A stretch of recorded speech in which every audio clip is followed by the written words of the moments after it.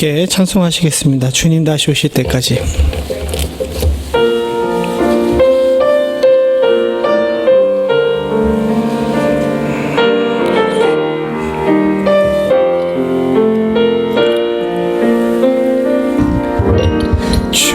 주님 다시 오실 때까지 나는 이 길을 가리라. 좁은 문 좁은 길 나의 십자가 지고 나의 가는 이 길 끝에서 나는 주님을 보리라. 영광의 내 주님 나를 맞아주시리. 주님 다시 오실 때까지 나는 일어나 달려가리라. 주의 영광 온 땅 덮을 때 나는 일어나 노래하리. 내 사모는 주님 온 세상 구주시로. 내 사모는 주님 영광의 왕이시라. 주님 다시 오실 때까지 주님 다시 오실 때까지 나는 일어나 달려가리라. 주의 영광 온 땅 덮을 때 나는 일어나 노래하리. 내 사모하는 주님 온 세상 구주시로. 내 사모하는 주님 영광의 왕이시라. 이 시간 우리 함께 기도하겠습니다. 주께서 받으시기에 합당한 예배 드리도록 저희들 모두가 주님 앞에 회개하는 마음, 깨끗하고 정결한 마음을 회복할 수 있기를 소원합니다. 주 앞에 일주일 동안 지었던 모든 죄들, 몸으로 지었던 죄들, 입으로 지었던 죄들, 또 마음으로 지었던 죄들 모두 다 주님 앞에 회개하고 깨끗하고 정결한 마음으로 주님께 나아가길 소원합니다. 같이 회개와 감사의 기도 하나님께 드리겠습니다. 기도합니다. 아버지 하나님, 주님 도와주시옵소서. 우리의 마음 가운데 정결을 회복해 하시고 하나님 아버지 죄들을 주기를 소원합니다. 하나님 죄들을 주기를 소원하시옵소서. 주님 하나님 손을 주기를 소원합니다. 아버지 하나님 죄들을 주기를 소원합니다. 주님 주기를 주시옵소서. 주님 하나님 아버지 죄들을 주기를 주시옵소서. 주님 도와주시옵소서. 오늘 주기를 하시옵소서. 하나님 죄들을 주기를 주시옵소서. 아버지 주님 하나님 우리는 연약하고 부족하며 모자랍니다. 항상 스스로를 돌아볼 수 있도록 주님 도와주시고 약하고 모자란 몸 가운데 하나님 아버지 주님 우리 인생 가운데 주께서 찾아오시사 하나님 아버지 주께서 삶을 인도하시고 하나님 우리 마음을 변화시키시며 하나님 아버지 우리의 생각이 주님 앞에 온전할 수 있도록 주님 도와주시옵소서. 하나님 아버지 서로의 허물을 두시기보다는 서로의 허물을 덮을 수 있도록 주님 도와주시고 악을 악으로 갚는 것이 아니라 악을 선으로 갚을 수 있게 하시며 하나님 아버지 기도하는 자의 능력을 잃지 않을 수 있도록 주님 도와주시고 하나님 기뻐하시는 자리에 설 수 있도록 주님 도와주시옵소서. 예수 닮아가는 자 될 수 있기를 간절히 소원하오니 하나님 주옵소서. 정결하고 깨끗한 마음으로 주님 앞에 나아가 하나님께만 영광 돌릴 수 있는 저희들 될 수 있도록 주님 도와주시옵소서.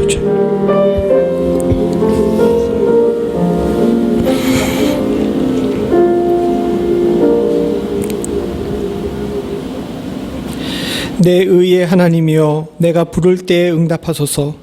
곤란 중에 나를 너그럽게 하셨사오니 나를 긍휼히 여기사 나의 기도를 들으소서.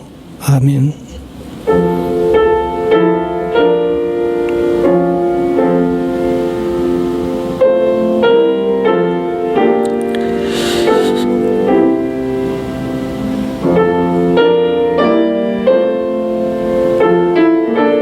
아버지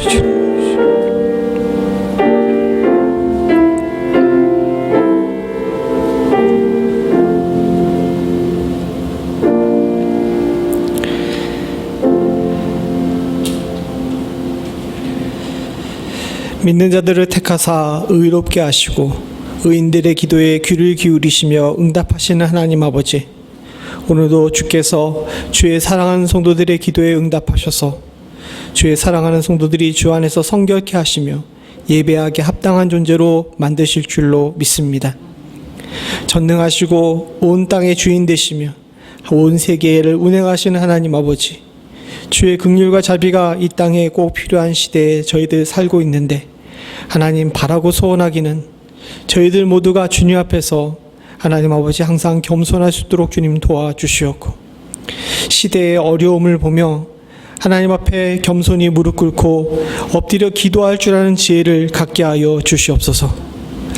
하나님 아버지, 소원하기는 주의 사랑하는 성도들이 어려운 가운데도 모여드리는 이 귀한 예배 주께서 받아 흠양하실 뿐만 아니라 하나님 아버지 마음의 정결함을 보시고 사랑하는 성도들의 삶과 가정과 이들의 기도 제목 위에 축복하시고 응답하시는 역사가 있기를 간절히 기도하오니, 아버지 하나님, 우리를 긍휼히 여기사 우리의 기도를 들으시고 우리의 삶을 고칠 뿐만 아니라 이 땅을 고쳐 주시옵소서.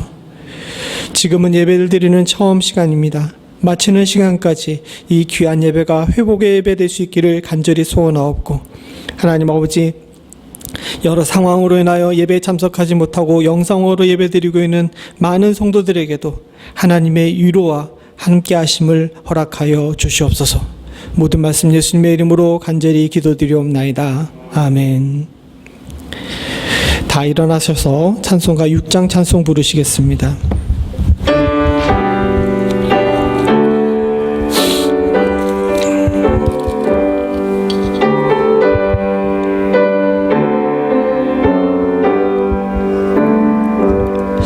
찬양 성부 성자 성령 삼위일체 신께 영세 무궁하기까지 영광을 돌리세. 영광을 돌리세.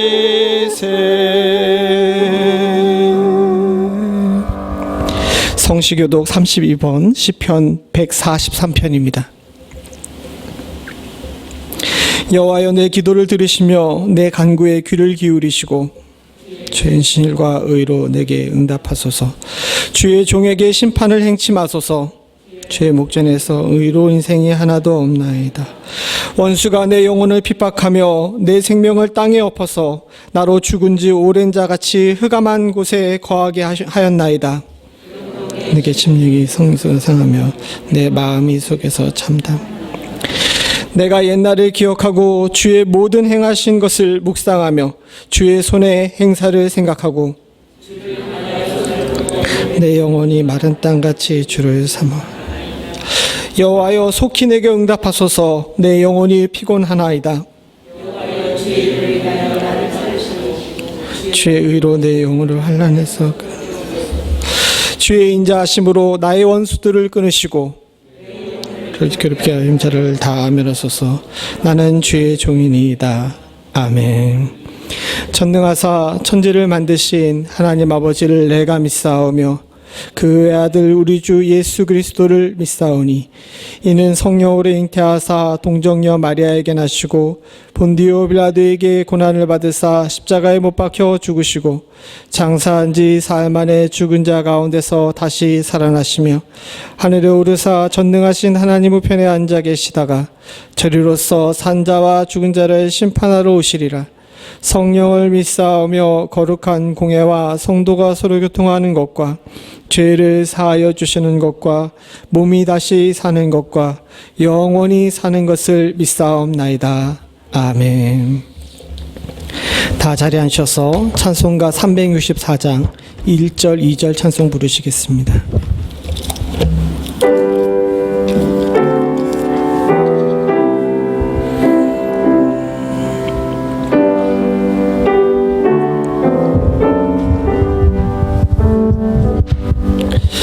내 주를 가까이 하게 하무 십자가 짐 같은 고생이나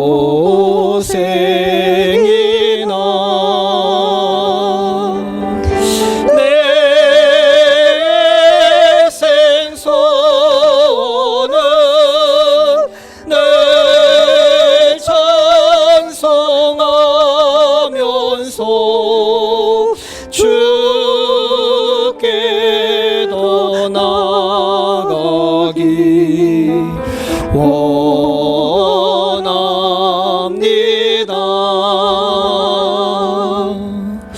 내 고생하는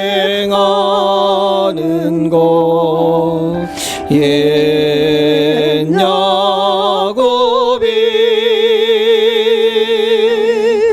돌베개 베고자 갔습니다.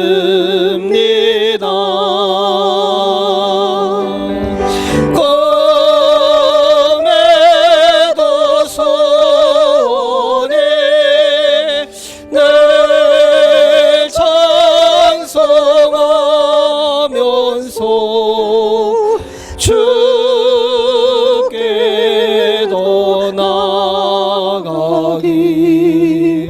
원합니다.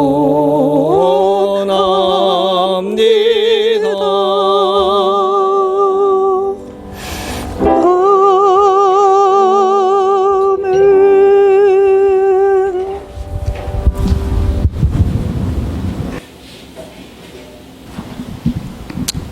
기도하시겠습니다.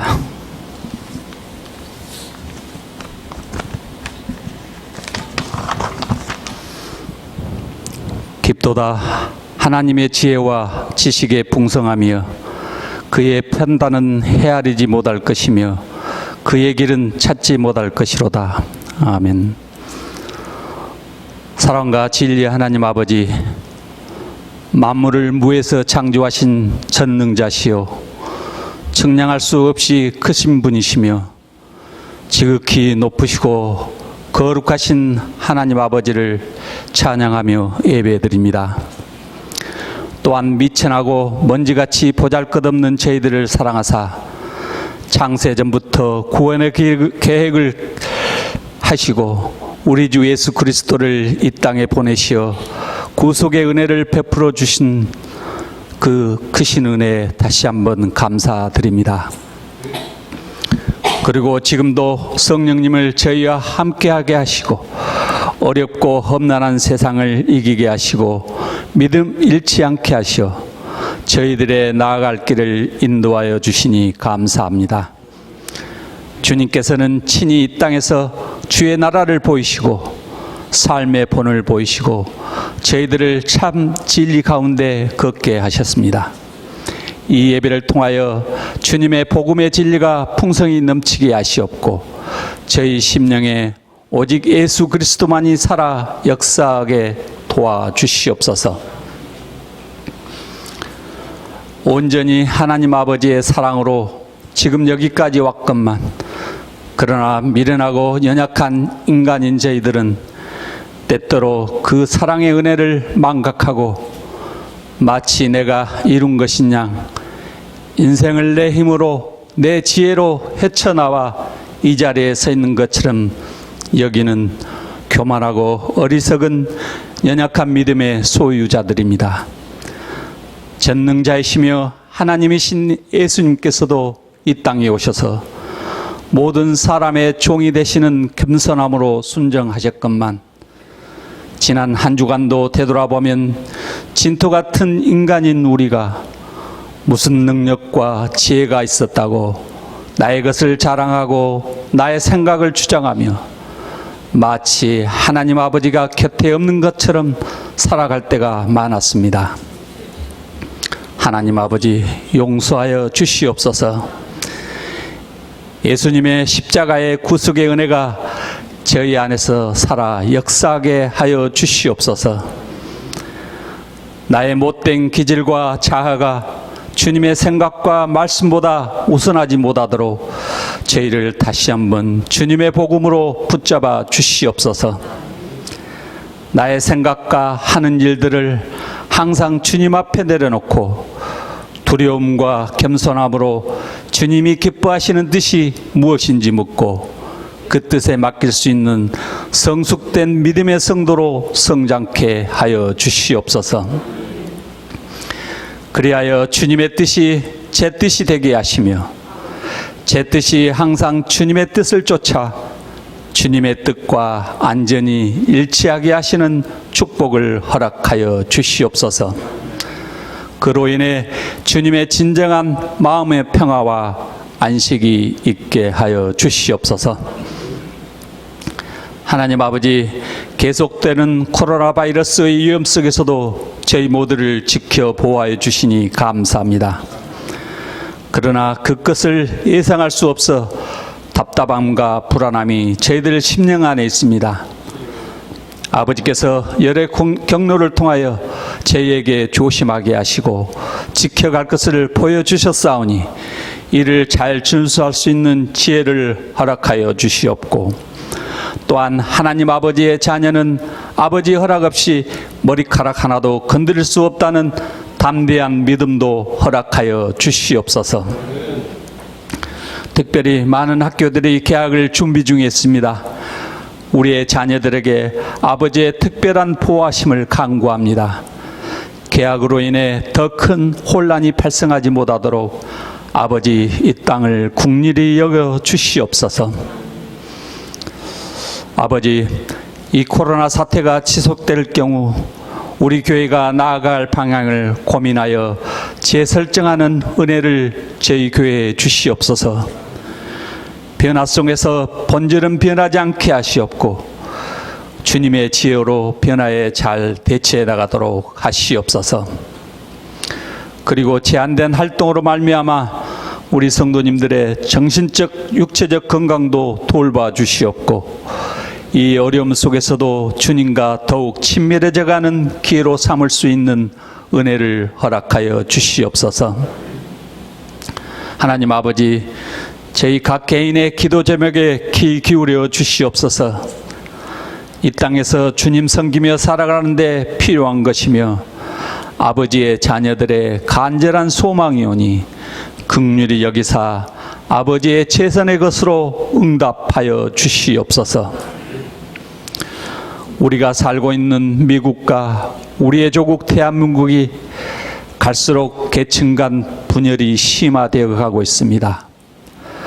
지도자들에게 하나님의 지혜를 허락하여 주시옵고 두 나라가 법과 양심 안에서 주님의 뜻이 이루어져 나가게 하시옵소서.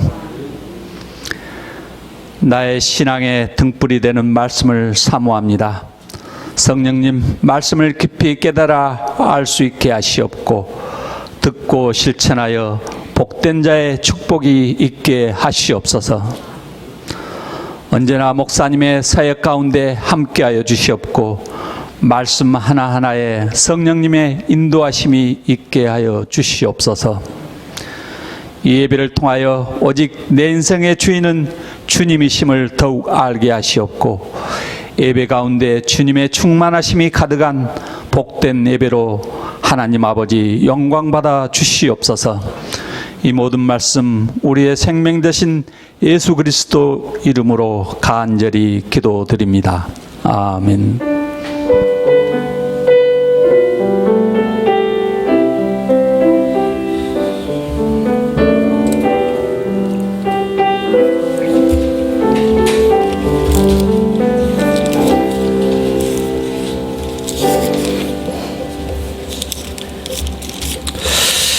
오늘 예배에 참석하신 모든 분들을 주님의 이름으로 환영합니다.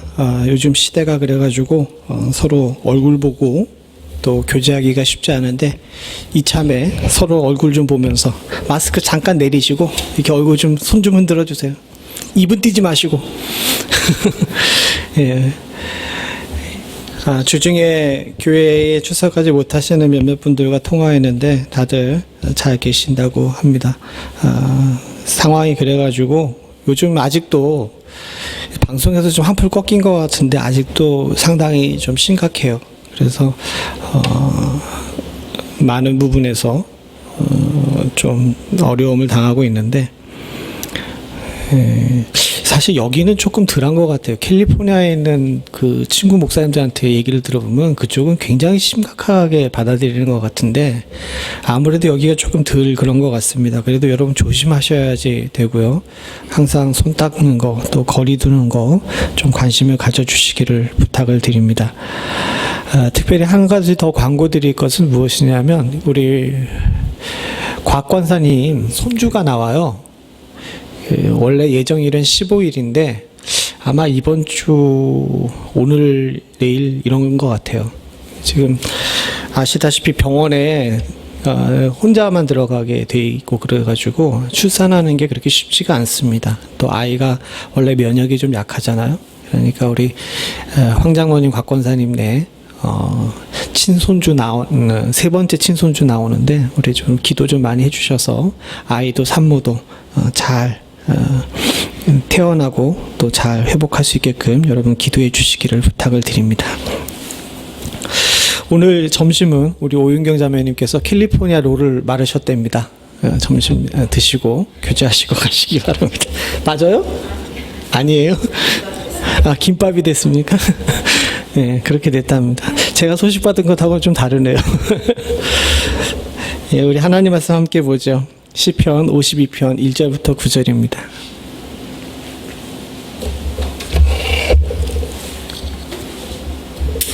시편 52편 1절부터 9절 한 절씩 교독하겠습니다. 제가 먼저 1절 봅니다. 강포한 자여 내가 어찌하여 악한 계획을 스스로 자랑하는고 하나님의 인자하심은 항상 있도다. 내가 심한 악을 꾀하고 날카로운 삭도같이 간사를 행하는도다. 내가 선보다 악을 사랑하며 의를 말함보다 거짓을 사랑하는도다.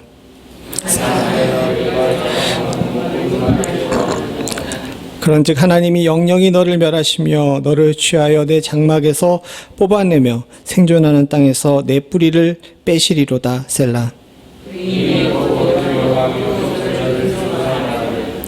이 사람이 하나님으로 자기 힘을 삼지 아니하고 오직 그 재물의 풍부함을 의지하며 제 악으로 스스로 든든케 하던 자라 하리로다. 오직 나는 하나님의 그런 감람나무 같으며 하나님의 인자하심은 영영이 의지하리로다. 함께 읽겠습니다. 주께서 이를 행하셨으므로 내가 영영이 주께 감사하고 주의 이름이 선함으로 주의 성도 앞에서 내가 주의 이름을 의지하리로다. 아멘. 지난주에 우리 옆에 교회 목사님께서 잠깐 방문하셨습니다. 원래 코비드 이 사건이 터진 다음서부터는 목사님들도 그렇게 교제를 많이 못했는데 다 아시는 것처럼 그 목사님께서 다음 달에 다른 곳으로 이제 떠나게 되셔가지고 인사차 오셨다가 아마 오후 한 4시간 정도 서로 같이 대화를 했어요. 그냥 목회에 관한 전반에 관한 거 사는 문제에 대해서 걱정을 했는데 그 중에 가장 많이 나눴던 주제가 뭐냐면 우리 장로님도 아까 전에 기도하셨지만 앞으로 교회가 어떻게 될 것인가에 관한 내용이었습니다. 다 아시는 것처럼 그 목사님은 멤피스 지역에서 7년 반 있었죠. 본인이 7년 반 있었다 그럽니다. 다 문 닫을 뻔한 교회에 7년 반 동안 고생하셨고 또 이제 좋은 곳으로 이렇게 가게 되셨는데 그 목사님과 대화하던 가운데 앞으로 교회는 지금까지 교회하고는 조금 다를지도 모르겠다라는 이런 주제 가지고 이야기를 하면서 또 한편으로 하는 이야기는 교회 2000년 역사상 이와 같은 위기가 이번이 처음이 아니에요. 몇 차례 있었는데 그때마다 하나님께서 참 적절하신 은혜로 다시 교회를 세우시고 성도들을 불러 모으셨다는 사실로 이제 서로 위로를 했습니다. 지난 12주, 13주 동안 우리는 이제 소선지서를 통해서 이런 위기의 순간에 교회가 어떻게 버텨야 되는지 또 어떤 방향으로 목표를 삼아야 되는지에 대해서 함께 나눴습니다. 그냥 소선지서 강해라 그러니까 그동안 못 보던 거 쭉 한다라고 생각하셨을 수도 있지만 그때 이 선지서들 자체가 흔들리던 신앙 공동체를 어떻게 세울 것인가에 관한 고민이 담겨져 있는 그런 성경이었고 우리 함께 나누면서 또 그 부분에 대해서 여러분들과 이야기를 나눴고요. 오늘부터는 성경에 보게 되면 조금 전에 말씀드린 것처럼 이제는 과거와 다른 교회를 만나게 되는데 이때 개인은 어떤 식으로 전환기에 어떤 식으로 삶을 변화시켜야 되는지에 대해서 함께 나눠보려고 합니다. 되게 어렵게 얘기했는데 한마디로 얘기하게 되면 누구나 다 인생의 전환기를 맞잖아요.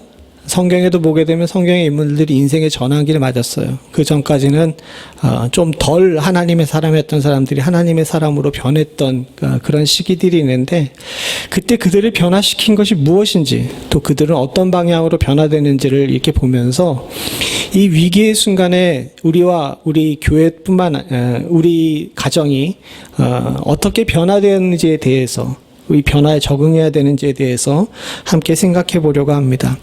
혹시 여러분 코비드 블루라는 얘기를 아십니까? 코비드 블루. 유럽에서 생긴 용어인데 의학 용어는 아니지만 이 코비드로 인해서 개인이 겪고 있는 변화를 이야기합니다. 물론 가정에서 폭력도 많이 일어나고 그러는데 가장 이 코비드 현상으로 인해서 일어난 개인적인 변화는 뭐냐면 우울증하고 무기력증이 늘었다는 거예요. 우울증과 무기력증. 근데 이 무기력증과 우울증은 그냥 정신적인 병이라고 생각할 수 있는데 이게 사람을 이렇게 좀 축 늘어지게 하면서 육체적으로도 이제 긴장을 풀어지게 만들어가지고 몸도 많이 아프게 만든답니다. 그래서 의사들이 나와서 이야기하는데 이 코비드 때문에 감기와 눈병은 줄어들었는데 이 정신병과 이 근무기력증 같은 것들이 많이 늘어나고 비만율이 증가한다고 이야기하죠. 교회도 비슷합니다. 과거의 교회들은 빨리빨리 움직였어요. 그리고 뭔가 계속 하려고 하는 그런 것이었지만 지금은 어떻게 보게 되면 교회들이 움츠려들어 있고 또 예배를 유지하는 일에 뭔가 집중을 합니다. 근데 한편으로 보게 되면 이게 우리들에게 스스로를 참 돌아보게 하는 일인 것 같아요. 이벤트를 많이 하고 행사를 많이 하던 교회들은 지금 이 상황이 굉장히 힘들게 다가옵니다. 관계와 친교로 교회를 유지하고 있던 교회들은 지금 이 상황에 교회들이 텅텅 비어요. 미국 교회도 그렇고 한국 교회도 마찬가지입니다. 그런데 반해서 개인의 영성에 힘을 쓰고 기도하고 말씀 보고 말씀에 집중하던 교회들, 개인 영성에 힘을 쓰던 교회들은 지금 이와 같은 상황에 크게 어려움을 당하지 않는답니다. 교회의 본질이 무엇인지 또 앞으로 교회가 어떤 방향으로 가야 되는지 이것만 봐도 충분히 우리가 이해할 수 있죠. 앞으로 교회는 개인의 영성, 즉 개인의 역량을 키우는 데 집중해야 될 줄로 믿습니다. 스스로 말씀을 볼 줄 알고 스스로 말씀 가운데 은혜를 얻고 기도하는 능력을 키울 줄 알아야 앞으로 이 시기 가운데 살아남을 수 있는, 영적으로 살아남을 수 있는 은혜가 있을 줄 압니다. 이런 가운데 우리들이 생각해 봐야 될 것이 있어요. 과연 나는 뿌리가 어디에 있느냐라는 것이죠. 아까 전에 말씀드렸던 것처럼 교회가 두 종류가 있었는데 하나는 친교를 중심으로 행사를 중심으로 하던 교회, 또 하나는 말씀과 개인 영성을 중심으로 하던 교회들이 있었습니다. 물론 다 같이 하나님을 바라보고 하나님을 향하여 나아갔다라고 이야기할 수 있지만 기본적으로 우리들이 살고 있는 이 세상이 가지고 있는 약점 때문에 교회들도 그 약점에서 완전히 벗어날 수가 없어가지고 교회가 온전하지 못한 경우가 조금씩 있어요. 근데 그거 좀 수정해야 됩니다. 친교가 무조건 나쁜 것은 아닙니다. 친교도 해야 되죠. 그러나 어디에 무게중심이 있느냐에 따라 가지고 교회의 성격이 달라졌던 것이고 우리의 신앙생활이 그동안 좀 달랐던 거죠. 그런데 이제 오늘 우리들에게 주님께서 묻습니다. 너는 지금 어디에 뿌리를 내리고 있고 앞으로 어떻게 살 거니? 하고 물으실 때 사랑하는 성도님들과 저는 온전한 대답을 할 수 있기를 간절히 소원합니다. 그리고 오늘 우리가 읽은 시편 52편은 이런 질문에 대해서 똑같은 질문을 받은 어떤 사람이 여기에 대해서 답을 한 그런 성경이라고 할 수 있어요. 오늘 우리가 읽진 않았지만 여기 앞에 나와 있는 52편의 부제를 보게 되면 이런 말씀이 나옵니다. 같이 한번 읽어보죠. 시작. 다윗의 마스길 영장으로 한 노래 에돔인 도액이 사울에게 이르러 다윗이 아비멜렉의 집에 왔더라 말하던 때에 52편이 어떻게 쓰여진 것에 대해서 또 누가 지은 것에 대해서 쓰여진 부제입니다. 사무엘상 21장, 22장에 보게 되면 다윗이 사울에게 쫓겨가지고 도망을 가게 됩니다. 그때 놉당의 아히멜렉이라는 제사장에게 먼저 들렸다가죠. 그곳에서 다윗은 아히멜렉에게 제단에서 물린 떡을 받고 골리앗의 검을 받습니다. 어떻게 보게 되게 되면 다윗이 그곳에서 좀 선대를 받았던 거죠. 그리고 그는 사울에게서 멀리 도망가려고 이제 출발을 합니다. 근데 그 상황을 본 사람이 있어요. 누구냐 하면 성경에 그대로 나와 있는 대로 제가 말씀을 드리게 되면 사울의 신하 에돔 사람 도액인데 그는 사울의 목자장이었더라라고 한 이 사람이 그 상황을 봤어요. 사울이 다윗을 놓친 이후에 화가 나가지고 신하들에게 막 화를 냅니다. 다윗이 어디 가는지 너희들 왜 못 찾냐? 그동안 너희들 다윗과 함께 교제했었으니까 나 몰래 숨겨준 거지. 이렇게 얘기할 때 이 에돔 사람 도액이 사울에게 이야기합니다.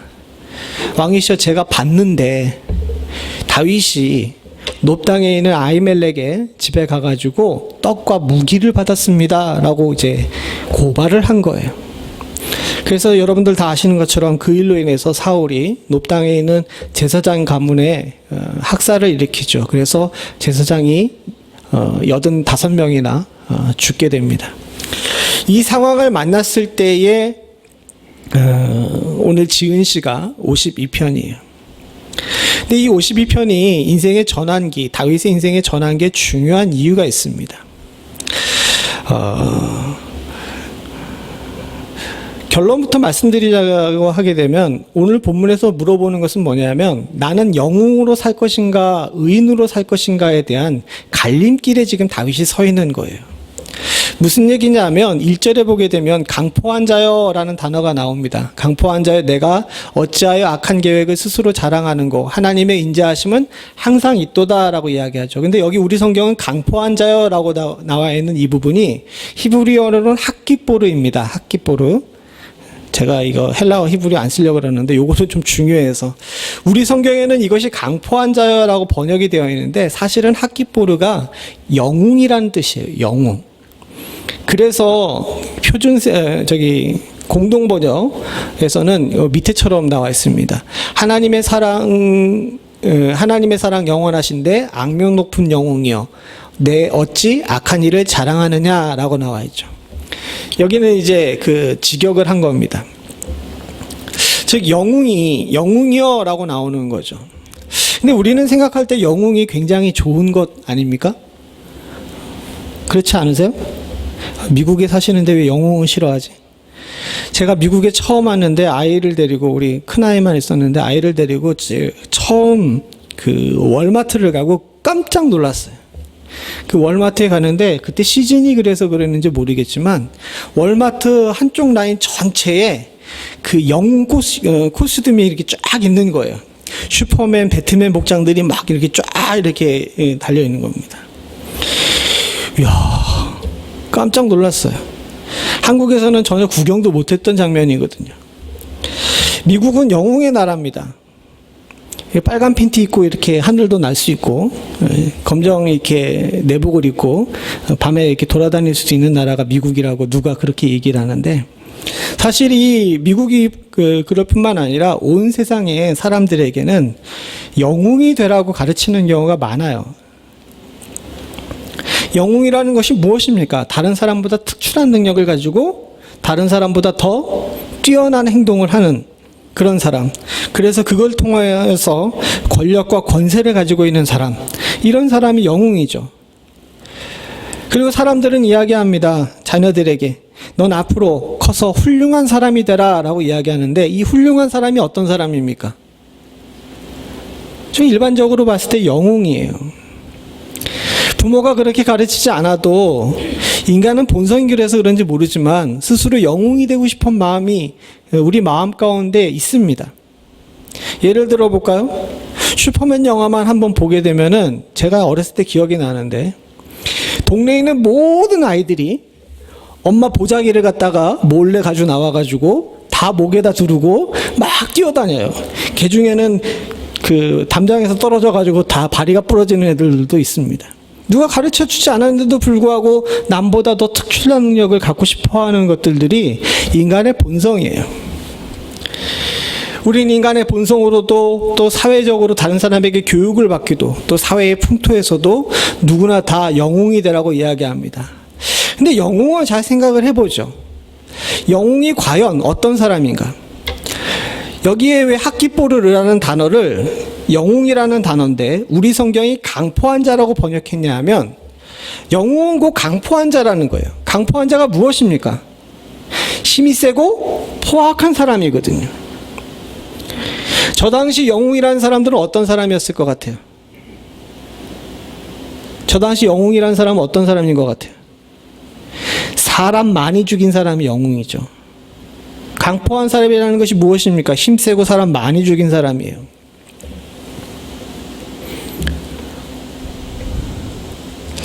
우리도 지금 마찬가지입니다. 너 영웅이 되고 훌륭한 사람이 되라라고 이야기하는데, 그 훌륭한 사람이 되기 위해서는 수없이 많은 사람들이 집 밖으로 계단을 올라가야 됩니다. 사실 이 질문, 여기에 대한 이 의문은 그냥 다윗이 에돔 사람 도액을 보고서 느낀 것이 아니라, 여기서 다윗이 큰 충격을 받아요. 사실 이 전에 다윗이 사울에게 쫓기게 된 가장 근본적인 이유가 무엇입니까? 사람들이 다윗과 사울을 비교해서 노래하죠. 뭐라고 노래합니까? 다윗은 만만이고 사울은 천천이다. 이 천천과 만만이 무엇이에요? 사울이 죽인 자는 천천이고 다윗이 죽인 자는 만만이라는 겁니다. 다윗은 그 당시 기준으로 볼 때 학기포르였어요. 그런데 그 놋땅에서 아히멜렉과 제사장들이 죽는 모습을 보고, 또 그 일로 인해서 에돔 사람 도액이 이득을 취하는 모습을 보고서 이건 아닌 것 같은데? 라는 생각이 들어왔던 거예요. 사실 이 부분이 성경에서는 명확하게 나오지 않습니다. 사무엘상에는 이런 부분에 대해서 산문으로 나오질 않아요. 도리어 이 시편 52편에 다윗이 여기서 느낀 감정을 시로 표현한 것만이 나옵니다. 근데 이 질문은 우리 믿는 사람들에게 우리 스스로를 한 번 더 생각해 보게 만들어요. 우린 세상에서뿐만 아니라 교회에서도 영웅이 되기를 원합니다. 뭔가 다른 사람보다 더 특출나기를 원하고, 놀라운 결과를 얻기를 원하고, 또 그것을 얻지 못하게 되게 되면 무능한 사람이라고 손가락질 받을까봐 항상 거기에 마음을 졸이고 살아요. 멀리 갈 얘기할 것이 아니라 사실 저도 그렇습니다. 그런데 하나님께서는 이 부분에 대해서 질문을 던지십니다. 난 너에게 영웅이 되라고 이야기한 적이 없다라고 말씀하고 계시는 거예요. 사실 영웅이라는 것을 한번 잘 생각해 보죠. 성경에 영웅이 제일 처음 나오는 것은 창세기 6장입니다. 창세기 6장 1절부터 우리 4절을 같이 한번 읽어보죠. 같이 봅니다. 시작. 사람이 땅 위에 번성하기 시작할 때 그들에게서 딸이 나니 하나님의 아들들이 사람의 딸의 아름다움을 보고 자기의 좋아하는 모든 자로 아내를 삼은지라. 여호와께서 가라사대 나의 신이 영원히 사람과 함께하지 아니하리니 이는 그들이 육체가 됨이라. 그러나 그들의 날은 120년이 되리라 하시니라. 당시에 땅에 네피림이 있었고 그 후에 하나님의 아들들이 사람의 딸들을 취하여 자식을 낳았으니 그들이 용사라. 고대의 유명한 사람이었더라. 여기 용사, 저 사람들이 영웅입니다. 근데 영웅이라는 자들의 태생 자체가 어떻습니까? 하나님의 질서를 어기고 자신이 좋은 것대로, 자신의 욕망대로, 또 자신이 원하는 대로 삶을 살았던 사람들이 영웅의 시작이에요. 즉 영웅이라는 개념 자체가, 또 영웅이라는 존재 자체가 첫 단추를 잘 끼운 존재가 아니라는 겁니다. 2절에 보게 되면 마지막에 이런 것이 나오죠. 자기들이 좋아하는 자로 아내를 삼은지라. 그냥 한 사람은 삼은 것이 아니에요. 자기 좋아하는 사람 있으면 누구나 다 하는 겁니다. 하나님의 질서는 일부일처였는데 그냥 원하는 사람 있으면 누구나 다 그렇게 하는 거예요. 더군다나 영웅들은 어떻습니까? 그 육체로 말미암아 다른 사람들을 죽이는 일을 밥 먹듯이 하는 그런 사람들이었어요. 처음에 시작부터 이 단추가 잘못 끼워진, 즉 자신의 욕망대로 사는 사람입니다. 그렇죠. 우리의 욕망은 다른 사람보다 더 위에 서기를 원합니다. 그리고 다른 사람보다 더 내가 중심이 되기를 원해요. 사랑하는 성도님들, 우리가 잘 생각해 봐야 됩니다. 하나님께서는 우리 보고 중심되라고 하신 적이 없어요. 도리어 뭐라고 얘기하십니까? 하나님을 중심으로 살라고 이야기하죠. 우린 성도가 되면서 예수를 믿으면서 이 개념이 바뀌었다는 사실을 잘 알아야 되는데, 알고 있는 건지 알아도 잘 까먹는 건지 아니면 원래 몰랐던 건지 자꾸 나 중심으로 내가 영웅이 돼서 살려고 합니다. 교회에서도 마찬가지입니다. 이 영웅주의, 영웅이 되고 싶어하는 마음들 때문에 갈등과 분쟁이 생깁니다. 목회자들도 마찬가지입니다. 목회자들도 영웅이 되고 싶죠. 그래서 목회자 중심으로 세상이 움직이길 원합니다. 근데 그러면 안 돼요. 왜요? 교회는 누구 중심으로 돌아가야 됩니까? 아니, 크게 좀 얘기하세요. 누구 중심으로 돌아가야 돼요? 예, 우리 주님 중심으로 돌아가야 됩니다. 그 어느 누구의 중심으로도 돌아가서는 안 돼요. 이 주중에 어떤 일이 있어서 사인을 해야 될 일이 있었습니다. 근데 장로님께서 얘기하신, 교회 대표자니까 목사님이 사인하셔도 됩니다라고 이렇게 얘기를 하시는 거예요. 근데 이 사인하려니까 굉장히 껄쩍지근해요. 집에 돌아오면서 마음속에 한편으로 하나님께 감사했어요. 교회 대표자로 사인하라 그러는데 내 사인을 하는 게 껄쩍지근한 게 참 감사한 일이다라는 생각이 들었습니다. 사랑하는 성도님들, 우리는 우리 마음 가운데 남보다 더 위에 서고 싶어하고 내가 중심이 되기를 원하는 경우가 많은데, 이건 우리의 욕망에서 나온 것이지 하나님께서 기뻐하시는 일이 아니에요. 마찬가지로 이 영웅이 가지고 있는 또 하나의 특징이 있는데, 세상 기준으로 볼 때 이들은 지혜로운 사람인 것처럼 느껴지지만 하나님의 눈에 볼 때는 그들은 거짓의 존재라는 사실입니다. 우리가 아까 전에 읽었지만 2절부터 4절을 같이 한번 읽어보죠. 같이 봅니다. 시작. 내 혀가 심히 삭도같이 간사를 행하는도다. 내가 선보다 악을 사랑하며 의를 말함보다 거짓을 사랑하는도다. 간사한 혀여, 내가 잡아먹는 모든 말을 좋아하는도다. 여기 간사한 혀라고 나와 있지만 표준 세번역에는 속임수의 명수라고 이렇게 나와 있습니다. 이제 간사하다라는 표현이라고 우리 성경에 나와 있지만, 사실상 여기서 얘기하고 있는 것은 뭐냐면 속임수, 그러니까 다른 사람을 속여서 자신의 이득을 위해서 속여서 얘기하는 사람들을 이야기하죠. 근데 저 부분에 대해서 이 도액의 예를 들어보게 되게 되면, 여기 아까 전에도 봤지만 표제에 도액을 지칭할 때 어떤 사람이라 그래요? 에돔 사람, 도액, 그리고 그의 직분은 목자장이라고 이야기하죠. 성경에서는 한 단어도 그냥 나오는 단어가 없었습니다. 굳이 이 사람이 에돔 사람이라고 이야기한 이유가 있어요. 그 당시 에돔 사람들은 얼마 전에 소선지서 할 때도 말씀을 드렸지만 굉장히 지혜로운 사람들이라고 널리 알려진 사람들이었습니다. 그래서 궁금한 일이 있으면 세일산 사람들에게 가서 물어보라라는 이야기 나올 정도로 에돔의 사람들이 똑똑한 사람들이라고 유명했어요.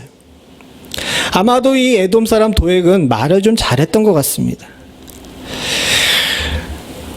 사무엘상 22장에 보게 되면 도액이 사울에게 다윗이 도망간 사건을 이야기를 하는데 그 이야기하는 내용들을 보게 되게 되면 틀린 말을 안 해요. 딱 자기가 봤던 것들을 이야기합니다. 그런데 틀린 말은 안 하지만 모든 말을 다 하진 않아요. 무슨 얘기인지 아시겠습니까? 자기에게 유리하고 들으면 왕이 화가 나고 들으면 왕이 지금 당장 우리 신하들에게 화내던 것을 다른 사람에게 돌릴 수 있는 이야기들만 뽑아서 이야기합니다. 이것이 바로 간사한 속임수의 혀예요. 의도가 나쁘지 않습니까? 그래서 여기서 뭐라고 이야기합니까? 선보다 악을 사랑하고 의를 말함보다 거짓을 사랑하는 거예요. 사실 말이라는 게 그렇습니다. 저도 강대상에 서서 말씀을 선포하는 사람이라 말 많이 하는 사람 중에 하나라 항상 두렵고 떨리는 마음이 있는데 정직하게 바른 말만 해야 되는데 그게 잘 쉽지가 않아요. 나는 정직하고 바른 말만 했다라고 생각을 하는데 듣는 사람이 그렇게 받아들이지 않는 경우도 많아요. 전달하고 한 사람, 두 사람, 세 사람 넘어가게 되면 어떻게 됩니까? 내가 아라고 했던 얘기가 어떻게 변해요? 어로 변해요. 그죠? 우리 권사님께서 바로 얘기하셨는데 어로 변해요. 그냥 어로만 변하면 되는데 내가 분명히 그 얘기를 세 사람, 네 사람에게 이야기했는데 한 사람은 어로 듣고 한 사람은 우로 듣고 한 사람은 오로 들어요. 이게 말의 본질이에요. 그래서 항상 말을 할 땐 조심해야 되고 말을 할 때는 항상 주의해야 된다고 성경에서 누차 가르치죠. 근데 그렇게 된 이유가 있습니다. 왜? 우리에게는 우리도 아까 전에 말씀드렸지만 본능적으로 나와 있는 그 영웅주의들 그리고 훈련받아가지고 생긴 영웅주의들 때문에 나도 모르게 내가 가지고 있는 가장 좋은 무기인 말을 내게 유리한 방향으로 하는데 너무 익숙해 있어요. 그러다 보니까 이걸 잘못했다라고 생각하지도 않고 또 제대로 거짓을 행한다고 생각지도 않고 그냥 익숙함과 본능으로 그와 같은 일들을 하는 경우가 너무 많다는 겁니다. 사실 에돔 사람 도액이 원래부터 악한 마음을 품고 있었다면은 그건 잘 모르겠지만 제가 생각할 땐 그래요. 사울이 모든 신하들을 불러가지고 화를 내기 전에 먼저 가서 고발했겠죠. 안 그랬겠습니까? 그런데 다 화를 낸 다음에서야 그런 얘기를 하는 걸 보게 되게 되면 이 친구 이 상황을 모면하기 위해서 그런 얘기를 했을지도 모른다는 생각이 들더라고요. 근데 자세하게 잘 생각해 보게 되면 우리도 우리의 삶 속에서 이런 일들이 종종 좀 많이 있습니다. 이건 비자발적으로 그러지만 자발적으로 그런 일들을 행하는 경우도 많이 있죠. 똑똑하고 지혜롭다. 세상의 기준으로 볼 때 똑똑하고 지혜롭다. 그 사람 참 말 잘한다 라는 사람들 잘 보게 되면 다 거짓말쟁이입니다. 우리가 왜 정치가들에게 실망합니까? 정치가들 말 못하는 사람 없죠. 말 잘하잖아요. 그런데 그 사람들에게 왜 실망하죠? 제가 아까 전에 삶의 전환기 또 세상의 변환기라고 말씀을 드렸는데 사실은 코비드 때문이 아니라 해도 지금은 세상의 전환기였습니다. 4차 산업혁명이라 그래가지고 이제 단순적인 한 일들은 컴퓨터가 대신하는 시대로 변한다고 이야기하죠. 더군다나 우리 장로님도 아까 전에 기도하실 때 잠깐 언급했지만 빈부격차가 심해지는 세대가 됩니다. 부자는 더 부자가 되고 가난한 사람들은 더 가난한 자들이 되는 그런 시대가 되죠. 고도자본주의 시대가 됐기 때문에 이 부분에 대해서 어떤 식으로든 방법을 강구하지 않게 되게 되면 머지않아 크게 사회가 요동칠 거라고 많은 미래학자들이 얘기하는 시대에 살고 있습니다. 이런 시대 가운데 자세하게 보게 되면 세상에서 이득을 취하는 사람들이 있는데, 그런 사람들이 어떤 사람들이냐면 말 잘해가지고 다른 사람들의 마음을 빼앗는 사람들이라는 사실을 우리들이 잘 발견할 수 있게 돼요. 그리고 그런 것들을 잘하는 사람들을 좋게 여기는 시대 속에 살고 있습니다. 그러나 사랑하는 성도님들, 이 거짓은 결국 간사하는 것들은 다 스스로에게 돌아간다는 사실을 우리들이 알아야 돼요. 도액은 하나님 앞에서 과연 칭찬받을 수 있는 사람이 될 수 있었을까? 아닐 거예요. 분명히 그렇습니다. 이 도액뿐만 아니라 삶 속에서 이런 일들을 행하는 사람들이 많이 있죠. 다윗은 말의 무서움을 알았습니다. 그래서 그의 사는 동안에 이 말 때문에 겪고 있는 어려움들로 인하여서 항상 말 조심하는 그런 자세를 가졌고, 그 일에 관해서 누차 시편에 이야기하고, 또한 그의 아들 솔로몬에게 가르쳤는지 솔로몬도 잠언과 전도서에 이 말에 관한 이야기들을 참 많이 해요. 사랑하는 성도님들, 영웅으로 살기를 원한다면 말 잘해야 됩니다. 그리고 그 말 속에서 내게 유리한 것들을 숨겨놓을 수 있는 그런 방법들을 취할 수도 있겠죠. 그러나 우리가 그런 방법으로 살지 않기를 원한다면 스스로를 겸비하고 내가 무엇을 따라 사는 사람인지에 대해서 생각하며 살아야 될 줄로 믿습니다. 앞으로는 더욱더 비대면 시대가 된답니다. 지금 만나서 이야기하기보다는 그냥 전화나 유선으로 이야기하는 경우가 많겠죠. 언어 커뮤니티를 연구하는, 커뮤니케이션을 연구하는 그런 분들이 이야기하시는데, 사람이 전화로 이야기할 때랑 대면에서 이야기할 때랑 큰 차이가 있답니다. 그냥 말로 듣게 되게 되면 전달하고 싶어 하는 것에 50%밖에 전달이 안 된대요. 50%, 60%. 그럼 나머지는 뭘로 채우는 거예요?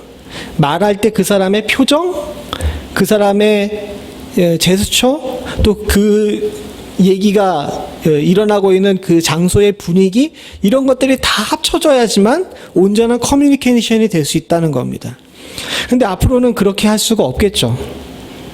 그냥 소리로만 듣거나 더 나가서는 이제 영상으로만 보게 됩니다. 그럼 전달이 제일 안 된다는 거예요. 그런 때일수록 우리가 더 어떻게 됩니까? 조심해야 되겠죠. 우리가 이 부분을 잘 돌이켜 봐야 될 줄로 믿습니다. 또 한 가지 생각하는 것은 뭐냐면, 이 세상의 영웅의 특징 중에 하나는 뭐냐? 자기의 재물을 능력으로 삼는다는 겁니다. 7절을 같이 한번 읽어보죠. 같이 봅니다. 시작.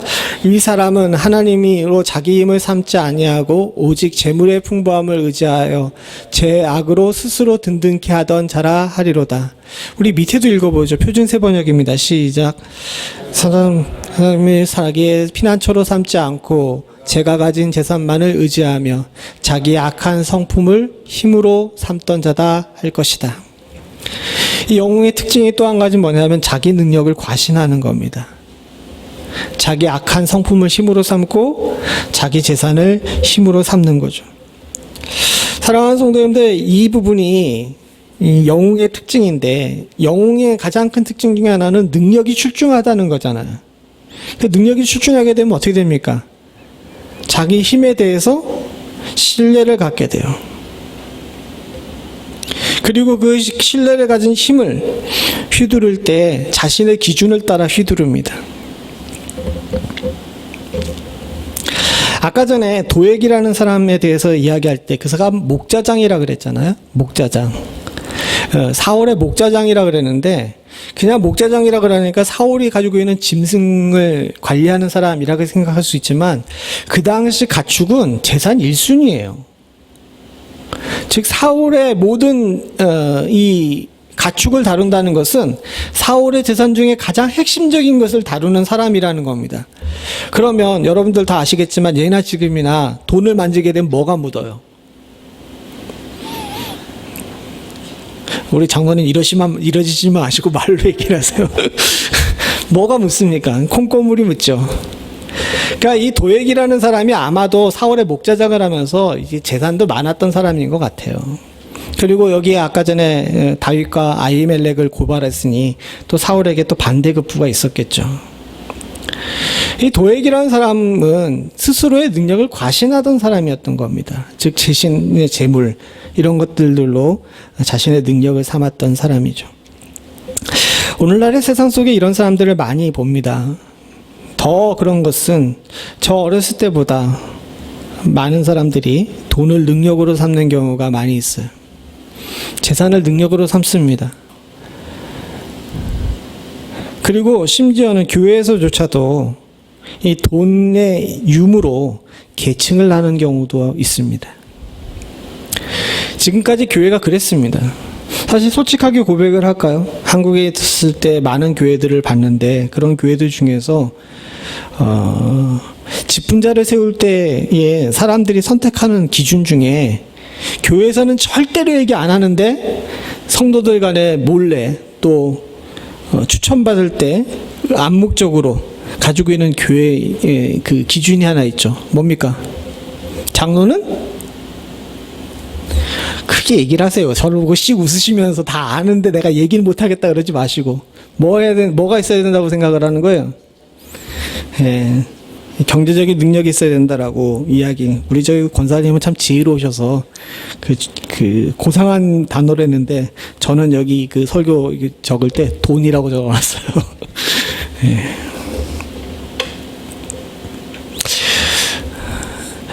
물론 돈이 있으면 편합니다. 그리고 수단으로서의 돈을 무시하는 것은 아니에요. 그러나 많은 부분에 있어서 이 물질을 무기로 삼아가지고 휘두르는 영웅들이 우리 주변에는 넘쳐나고요. 나도 기회만 되면 돈을 휘두르고 싶어 하는 것이 저와 여러분들의 본성일 수 있다는 사실을 우리는 잘 생각해 봐야 됩니다. 사실 다윗도 그랬어요. 제가 아까 전에 말씀드린 것처럼 다윗은 요 일이 있기 전에는 사울의 사위였고요. 이스라엘의 구원자였고요. 또 백성들에게 인정받던 재판관이었고 사울에게 총애받던 다재다능한 신하였습니다. 그에게도 물질이 많았겠죠. 그에게도 능력이 누구에게도 비기지 못할 만큼 출중하다고 인정받았을 겁니다. 그런데 저 일을 딱 겪고 나니까 내가 그동안 출세했다라고 생각하면서 누리고 있던 물질과 권위와 능력과 또 결과물들이 사실은 나를 붙들고 있는 것이 아니다라는 사실을 뒤늦게 깨닫게 된 거예요. 그래서 이 약한 자들은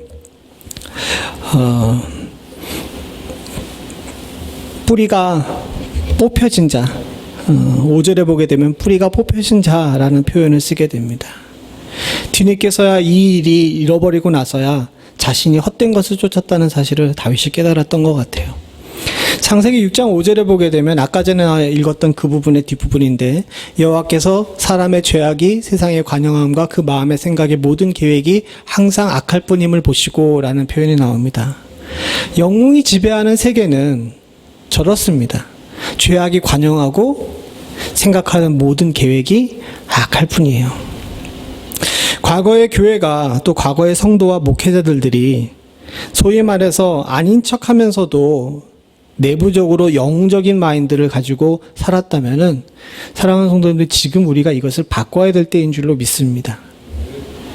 지금은 영웅의 시대가 아니라 의인의 시대여야 돼요. 그래서 다윗은 이 일을 겪고 나서 나는 의인이 되리라 라고 생각하면서 오늘 여기에 고백을 합니다. 6절을 한번 같이 보죠. 시작. 의인이 보고 두려워하며 또 저를 비웃어 말하기를. 밑에 표준세 번역도 같이 공동 번역입니다. 같이 있습니다. 시작. 의인들이 그 꼴을 보고 숙연해지고 그를 보고 비웃으며 말하리라. 이 두 문장이 서로 연결이 안 되는 것 같은데 왜 저렇게 붙여놨는지에 대해서 의문을 가질 수 있죠. 그런데 요 부분의 두 개가 관점의 차이예요. 즉 위에 보게 되게 되면 의인이 보고 두려워하며, 즉 의인이 그 꼴을 보고 숙연해지다라는 얘기는 저 악한 사람들이 하나님이 없는 것처럼 사는 것을 보면 의인이 저렇게 살면 안 되는데 라고 하면서 그 마음속에 공의로우시고 판단하시는 하나님께서 저 사람을 칠 것이라는 것에 대한 두려움, 이것이 생겨서 숙연해진다는 이야기예요. 또 반대로 생각하게 되면 인간적인 면에서 볼 때 그 사람들이 그렇게 행하는 것들을 보면서 어떤 생각이 드는 거예요? 비웃는 생각. 아이고, 그래? 네가 돈 자랑해? 아이고, 피식하면서 웃는 그런 모습들이 생긴다는 겁니다. 사실 이것이 하나님을 알기 전에는 이걸 구별할 수 있는 능력이 없어요. 솔직히 말해보죠. 영웅이 하나님 알기 전에는 부러움의 대상이지 비웃음의 대상이 될 수는 없잖아요. 그러나 저와 여러분들이 다 아시는 것처럼 하나님의 방법을 알고 하나님의 뜻을 알게 되게 되면 그들이 사는 모습이 한편으로는 아이고 저렇게 살면 안 되는데 하는 안타까움과 또 한편으로는 아이고 저렇게 살게 되면서 뭘 얻으려고 그러지 않은 그런 비웃음이란 단어는 좀 그렇고 좀 뭐라 그래야 될까요? 그냥 아무것도 아닌데 왜 저렇게 용을 쓰지 하는 그런 마음, 이런 마음들이 들게 된다는 거죠. 다윗도 이제 인생의 전환 속에서 그것을 느끼게 된 겁니다. 과거에는 어린 나이 10대의 나임에도 불구하고 전쟁터의 영웅이 된 것이 자랑스러웠을 거예요. 그렇지 않겠습니까? 말 위에 올라타가지고 왕이 앞에 가는데 백성들이 몰려 나와가지고 사울은 천천히고 다윗은 만만이다 그러게 되게 되면 여러분 어떨 것 같아요? 예, 조금 지혜로운 사람이었다면 그러지 말라고 말렸을 텐데 다윗은 만끽했어요. 그런데 하나님 앞에 온전히 서고 난 뒤에 생각해 보니까 이게 아니구나라는 사실을 깨닫게 된 거죠.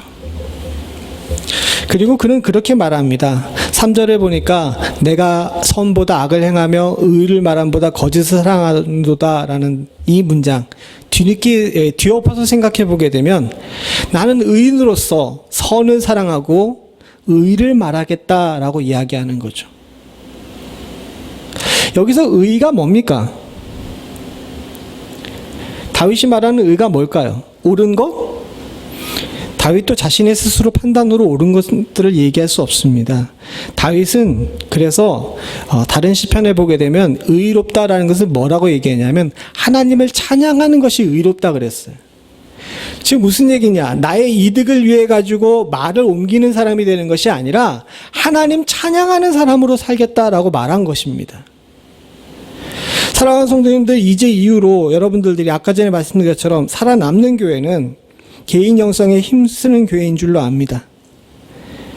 나의 감정을 풀기 위해서 또 다른 사람들의 이야기를 함께 나누기 위해서 사는 것이 아니라 하나님을 찬양하기 위해 사실 수 있는 분들이 다 되실 수 있기를 소원합니다. 우리 입에서 나올 수 있는 의는 그거밖에 없어요. 또 한 가지는 뭐냐 하면 8절을 같이 한번 읽어보죠. 같이 봅니다. 시작. 오직 나는 하나님의 집에 있는 푸른 감람나무 같으며 하나님의 인자하심을 영영히 의지하리로다. 하나님을 온전히 의지하는 데 있습니다. 아까 전에 5절에 악인은 뿌리가 뽑혔다 그랬죠. 근데 의인은 8절에 보니까 어떻습니까? 하나님의 집에 있는 푸른 감람나무라 그러는 거예요. 여러분, 저기 푸른이라는 단어가 중요한데 감람나무가 푸르려면 어떻게 되는 거예요? 뿌리가 제대로 박혀 있어야 되는 거죠. 악인은 뿌리가 뽑히지만 의인은 뿌리가 단단하게 서는 거예요. 그러려면 어떻게 해야 되느냐? 하나님을 의지해야 된다는 거죠. 의인이 제대로 뿌리를 내릴 수 있는 곳은 하나님의 집밖에 없습니다. 여기 성경에 하나님의 집이라고 나와 있으니까 이 교회를 얘기하는 것처럼 느껴지지만 물론 하나님의 교회를 이야기하기도 하지만 말씀의 뿌리를 내리라는 거예요. 사랑하는 성도님들과 제가 앞으로는 영웅이 아니라 의인으로 살기 위해서는 이 두 가지를 해야 됩니다. 하나님을 찬양하고 하나님의 말씀에 뿌리를 두고 그분만을 의지하는 거예요. 앞으로 교회가 더 어려워질 거라고 이야기를 합니다. 지난주에 함께 만났던 목사님과도 그런 얘기를 했어요. 앞으로 목회하기가 쉽지 않겠죠? 하고 이제 그 목사님이 저보다 한 10살 어리기 때문에 저한테 물어보더라고요. 그래서 제가 뭐라고 대답할게요? 난들 안 오. 그렇게 얘기를 했습니다. 저도 모르겠습니다. 그러나 요즘 그 부분에 관해서 많은 아티클들을 읽으면서 모든 사람들이 다 쉽지 않을 것을 이야기합니다. 근데 한편으로 보게 되면 그게 여러분 두려워할 일은 아니에요. 교회가 사회적으로 세상적으로 어려웠을 때 성도들은 더 깊어졌습니다. 목회자들은 더 깨었고요. 그리고 주님께서는 지금 우리 성도들과 목회자들에게 바로 이것을 원하시는지도 모르겠습니다. 한창 교회가 양적으로 성장할 때는 영웅이 필요했는지도 모르죠. 그러나 사랑하는 성도님들, 지금은 의인이 필요한 시대입니다. 영웅이 되어서 교회의 중심이 되고 또 영웅이 되어서 교회를 수적으로 부흥시키는 것에 관심을 갖는 것도 중요하겠지만, 이제 시대는 나 자신을 위해서 하나님의 집에 뿌리를 받고 의로운 찬양을, 하나님에 대해서 의로운 찬양을 높이 올려드리는 자들이 필요한 세대인 줄로 믿습니다. 지금 우리 하나님께서는 사랑하는 성도들과 저에게 그거를 원하시고 계시는 줄로 압니다. 그래서 이 부분에 대해서 핵심을 얘기하는 것들이 있는데, 시간이 많이 가서 간단하게 이야기하게 되면 하나님의 인자하심이에요. 1절의 마지막에 보게 되면 하나님의 인자하심이 항상 있도다 보게 되면 8절에 하나님의 인자하심을 영영히 의지하리로다 라고 나옵니다. 사실 우리가 하나님께 의지할 수 있는 것은 하나님의 이 귀하고 복되신 의지를 허락하시는 그 긍휼 때문인 줄로 믿습니다. 우리 성경에는 오직 나는이라고 표현되어 있는데 표준 세번역에는 그러나 나는이라고 되어 있어요. 그러나 나는. 이게 굉장히 중요한 이야기입니다. 이제는 세상의 방법이 아닌 하나님의 방법으로 살겠다. 그런데 그것은 하나님이 나를 인자, 즉 헤세드, 긍휼 가운데 나를 붙드셨기 때문이다 라고 고백하고 있는 겁니다.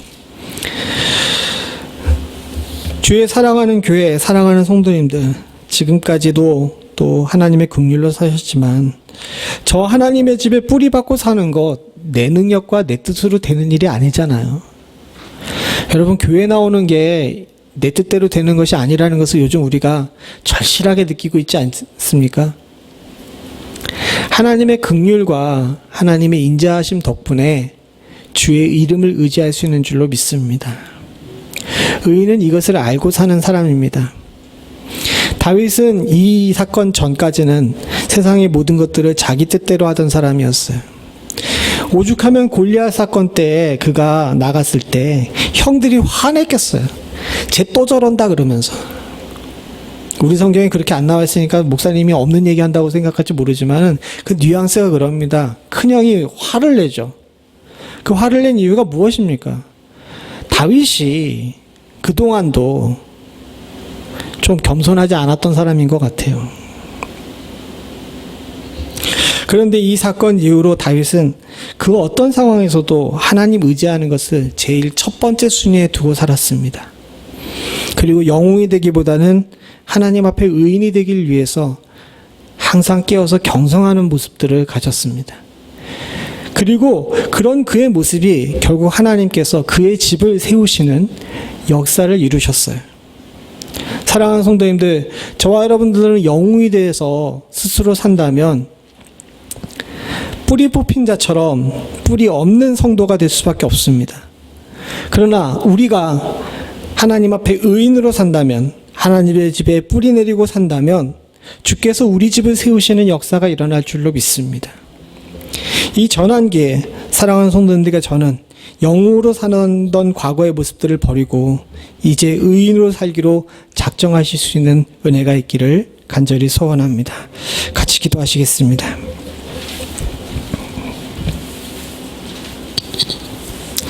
하나님 아버지, 내 뜻대로 살던 인생 가운데서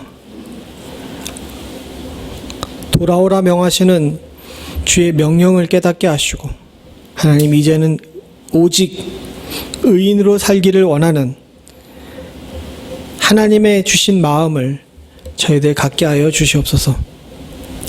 교회에서도 세상에서도 가정에서도 나 중심의 영웅으로 살기를 원했던 우리들인데 이제는 하나님을 의지하며 사는 의인들의 삶으로 삶이 바뀌기를 간절히 소원합니다.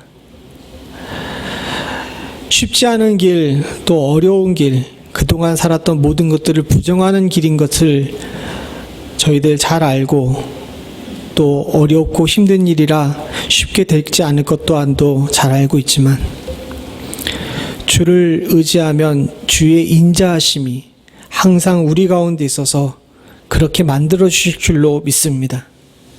주의 성령으로 주의 사랑하는 성도들과 주의 귀한 교회와 부족한 종 위에 함께하여 주시사 하나님 영으로 살고자 하는 마음을 내려놓게 하시고 의인으로 살기를 원하는 마음을 우리 가운데 심어 주시옵소서.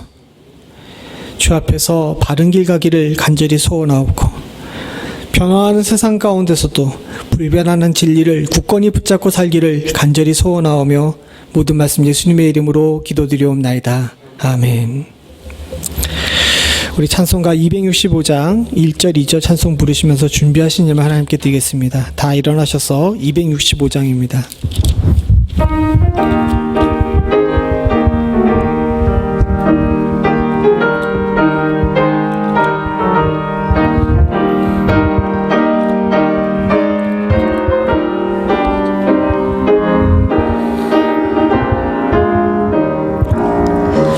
옳은 길 따르라 의의 길을 세계 만민이 의의 길 따라서 살기를 온 세계에 전하세. 만 백성이 나갈 길 어둠 밤 지나서 동튼다. 환한 빛 보아라 저 빛 주 예수의 나라 이 땅에 곧 오겠네 오겠네. 주 예수 따르라 승리의 주 세계 만민이 돌아갈 길과 진리요 참 생명 내 장검을 부수고 다 따르라 평강. 어두운 밤 지나서 동튼다. 환한 빛 보아라 저 빛 주 예수의 나라 이 땅에 곧 오겠네 오겠네. 하나님 아버지 감사합니다. 주 앞에 나오면서 저희의 삶의 고백을 드리게 하시고 하나님께 영광 드리게 하심을 감사드립니다. 하나님, 세상이 혼란스럽고 어려운 가운데 성도들의 가정 또한도 삶이 쉽지가 않음을 주께서 아시는 줄로 믿습니다. 그러나 주님께서는 주를 경외하는 자, 주를 의지하는 자에게는 있어야 될 것들과 필요한 모든 것들을 채우시는, 공급하시는 하나님이신 줄로 믿습니다. 바라고 소원하기는 주의 사랑하는 성도들의 삶의 가정 가운데 구석구석 개입하여 주시사 하나님 보호하시고 인도하시며 채워주시는 역사를 허락하여 주시옵소서. 물질의 시험에 들지 않게 하시며 하나님 주의 귀한 물질은 하나님의 영광과 주의 나라 확장을 위해서 온전히 사용될 수 있도록 주님 도와주시옵고, 바라고 소원하기는 앞으로도 살아나가는 동안에 주의 사랑하는 성도들의 삶에 하나님 궁핍이 없을 수 있도록 주께서 함께하여 주시옵소서. 주의 교회에도 물질의 축복을 허락하시기를 간절히 소원합니다. 하나님 아버지, 주님의 교회에 필요한 모든 것들을 채우시고 공급하시는 분은 하나님이신 줄로 믿사오니 주님의 교회에 주께서 목회하시고 하나님 인도하셔서 필요한 모든 것들, 해야 될 모든 것들 위해 하나님 게으름이 없을 수 있도록 주께서 함께하여 주시옵소서. 지금은 우리 주 예수 그리스도의 은혜와 아버지 하나님 무한하신 사랑과 성령님의 감동감화 교통하시는 역사가 이제는 영웅의 삶이 아닌 의인의 삶을 살기를 소원하는 주의 사랑하는 백성들과 이들의 가정과 생업과 부모와 형제와 자녀 그리고 교회 위에 지금부터 영원토록 함께 하시기를 간절히 축원하옵나이다. 아멘.